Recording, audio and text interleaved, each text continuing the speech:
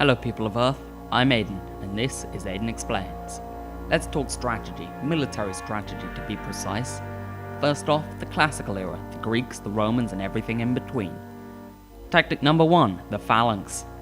The phalanx works with having a line of spearmen, each with spears sticking out in front of the line, thus creating a gap between the pointy, stabby bit of the spear and the soldier, keeping him safe.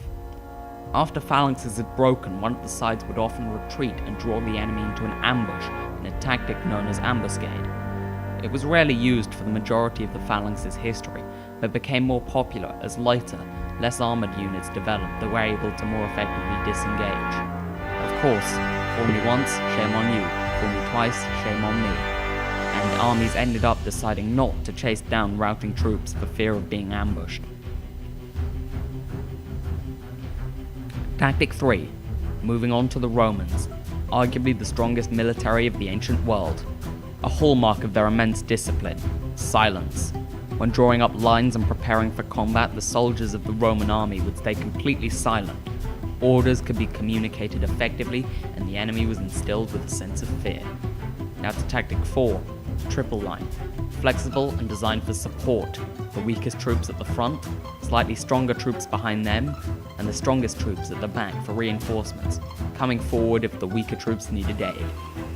Speaking of lines, Tactic 5 is designed to break them. The wedge is exactly that, a wedge.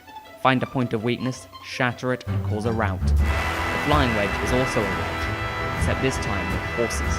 Much faster than a regular wedge, cavalry could attack the sides of enemy units and cause severe damage. One of the most popular ways to defeat enemies is to manipulate their charge into a weak center, around one side, or even through multiple channels if you have the slight problem of war elephants.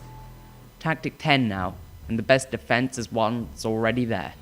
While focusing their light troops on the rest of the line, Romans guarded their flanks with nature. This meant the focus could be kept on one side, and the adversary suddenly had a whole lot more cavalry to deal with. Speaking of cavalry, Tactic 11 got rid of them, with the very complicated tactic known as a massive square of spears. What if you run out of spears? No problem, just steal from the enemy's supply lines, getting stuff for your army and crippling theirs at the same time.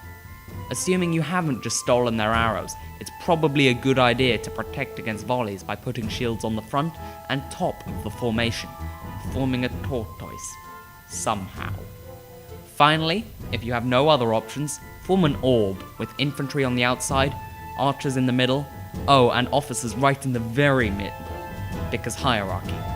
As last stands go, it could be less organized. So there you go, 14 ways to efficiently kill people. Don't try this at home, or maybe do, just don't sue us.